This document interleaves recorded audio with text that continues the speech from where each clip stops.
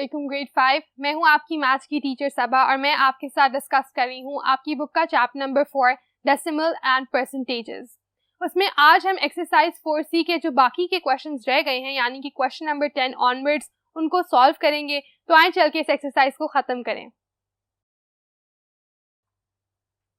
Exercise 4C के पहले 9 questions जो हैं वो हम पिछले 2 लेक्चर्स में कवर कर चुके हैं। आज हमने क्वेश्चन नंबर 10 ऑनवर्ड्स बाकी क्वेश्चन को एड्रेस करना है।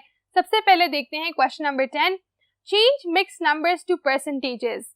मिक्स नंबर्स क्या होते हैं? जहां पे आपको फ्रैक्शन के साथ एक होल नंबर भी दिया गया होता है, अब आपने उनको परसेंटेजेस में तब्दील करना है। उसका तरीका क्या है? सुन के शायद आपको डिफिकल्ट लगे लेकिन काफी सिंपल, काफी बेसिक है।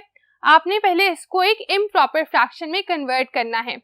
4 into 4 is 16 plus 1 तो 17 over 4 आपका इम्प्रॉपर फ्रैक्शन बन गया। अब इसको हम जब सिंपली 100 से मल्टीप्लाई करेंगे तो ये परसेंटेज फॉर्म में आ जाएगा। अब हम कर ये सकते हैं कि 4 और 100 आपस में कैंसिल हो सकते हैं।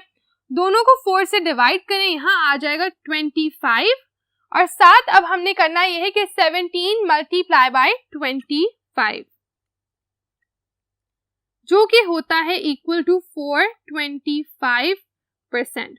आप इसको सॉल्व करके भी देख सकते हो। So in this manner you would get your answer that is 425%। इसी तरह अगर हम पार्ट F को देखें क्वेश्चन नंबर 10 के, 10 into 8 पहले हम इसको इम्प्रॉपर फ्रैक्शन में कन्वर्ट करेंगे that is 80 plus 7 is 87 over 10। इनको हमने करना है 100 से multiply. So when we look at it, इधर से जीरोस हम कैंसिल कर सकते हैं, cancelled and cancelled.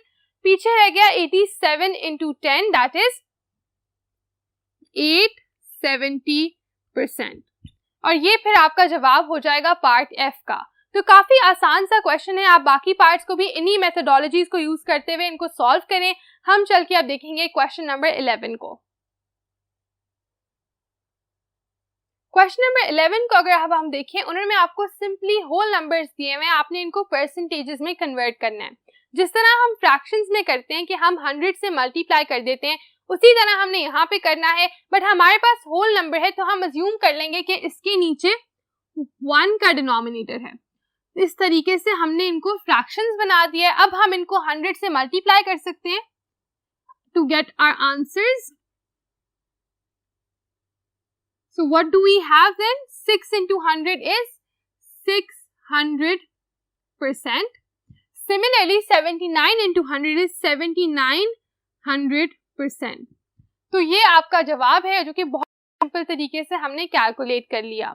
Question number 12 है चेंज टू परसेंटेज।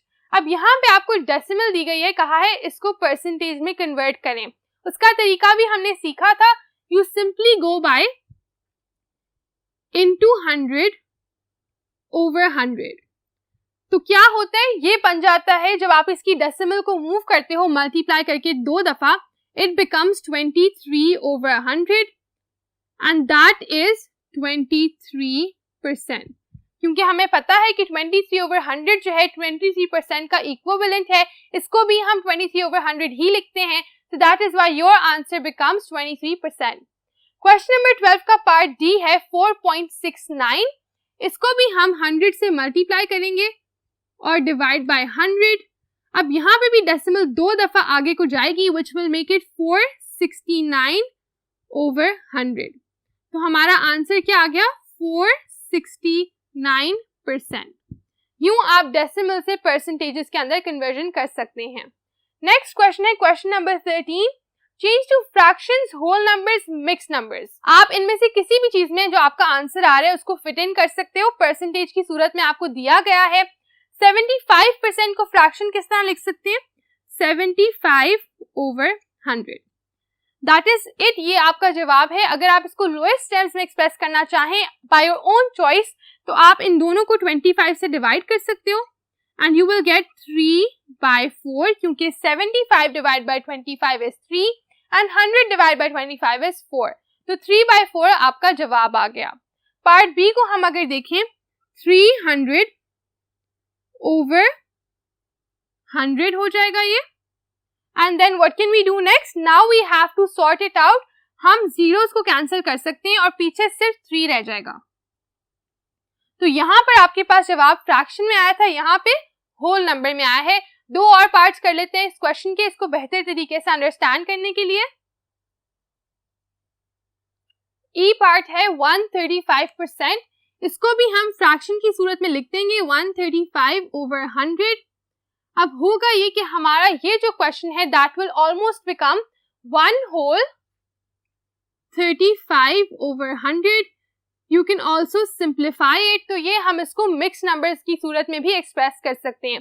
फिर आप इन 2 पार्ट्स को फर्दर डिवाइड करके सिंप्लीफाइड फॉर्म में भी लिख सकते हो। So that is one way to go about it.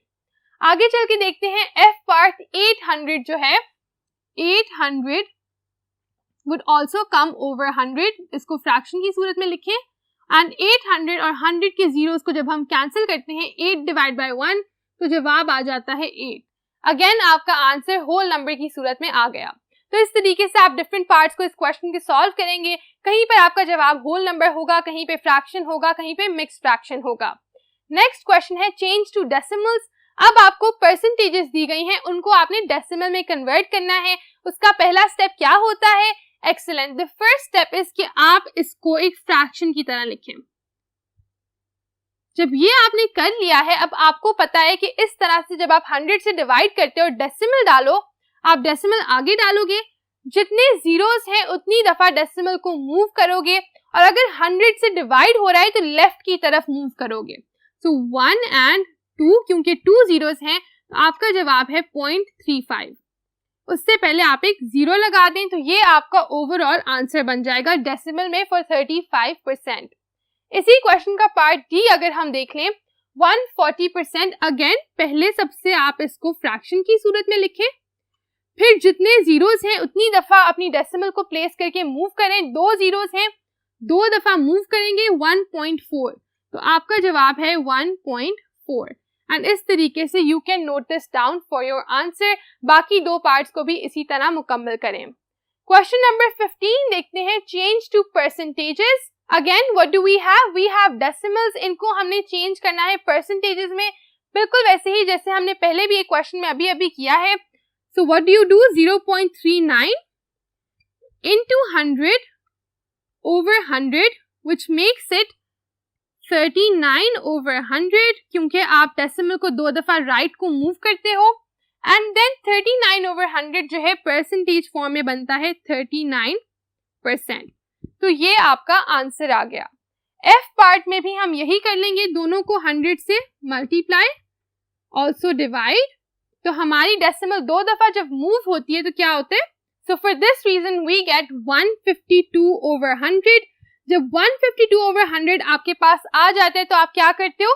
इसको सिंपली 152% लिख लेते हो because this is represented as percentage. With that students question number 15 भी खत्म होता है। आइए चल के क्वेश्चन नंबर 16 को देखें। क्वेश्चन नंबर 16 में हमें एक टेबल दिया गया है जिसको हमने कंप्लीट करना है।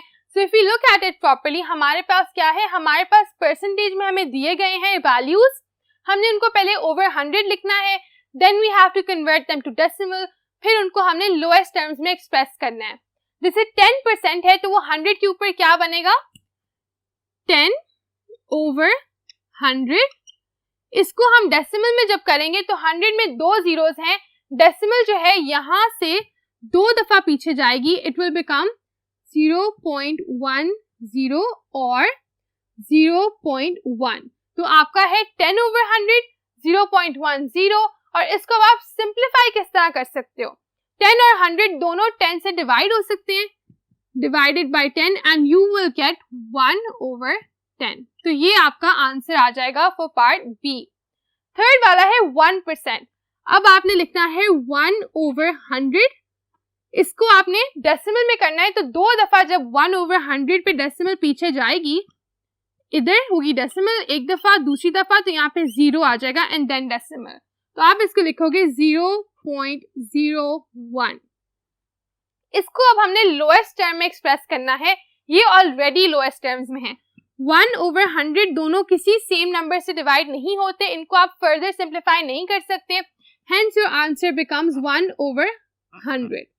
लास्ट पार्ट है 75% ओवर 100, सो 75 ओवर 100 आप इसको लिख दोगे। अगर आप इस तरह से लिखो या इस तरह से लिखो due to a lack of space, तो they are the same thing, दोनों का ही मतलब है 75/100। अब इसको हमने जब कन्वर्ट करना है डेसिमल में, 2 दफा डेसिमल पीछे जाएगी, ये भी बन जाएगा 0.75, और इसको जब हम सिंप्लीफाई करेंगे दोनों को 25 से डिवाइड कर सकते हैं एंड वी गेट 3/4। तो आपका आंसर यहां पर आ जाता है 3/4। एंड इसके साथ क्वेश्चन नंबर 16 और आपकी पूरी एक्सरसाइज 4C खत्म होती है। अगले लेक्चर में हमने वर्ड प्रॉब्लम्स को डिस्कस करना होगा। I'll be looking forward to seeing you in that lecture. Until then, take care, keep revising, and see you soon. Allah Hafiz.